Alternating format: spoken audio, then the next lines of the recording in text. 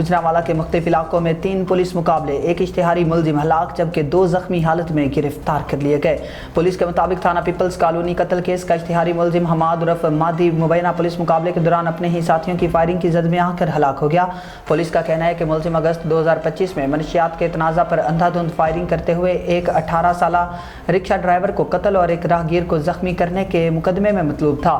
Police کے مطابق ملزم کو آلہ قتل کی برآمدگی کے لیے لے جایا جا رہا تھا کہ راستے میں نامعلوم مسلح افراد نے پولیس ٹیم پر فائرنگ کر کے اسے چھڑوانے کی کوشش کی۔ فائرنگ کے تبادلے میں حماد عرف مادی اپنے ہی ساتھیوں کی گولی لگنے سے ہلاک ہو گیا جبکہ حملہ آور فرار ہونے میں کامیاب ہو گئے۔ ادھر تھانہ صدر گجرانوالہ کے علاقے میں ایک اور پولیس مقابلے کے دوران چوری اور موٹر سائیکل چوری کے مقدمات میں ریکارڈ یافتہ ملزم احمد رضا کو زخمی حالت میں گرفتار کر لیا گیا۔ پولیس کے مطابق ملزم نے گرفتاری سے بچنے کے لیے پولیس پارٹی پر فائرنگ کی، تاہم جوابی کارروائی میں زخمی ہو گیا۔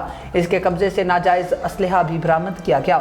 دوسری جانب تھانہ لدھیوالا وڑائچ پولیس نے کارروائی کرتے ہوئے منشیات اور رازدنی کے مقدمات میں مطلوب ریکارڈ یافتہ ملزم فیصل کو بھی زخمی حالت میں گرفتار کر لیا۔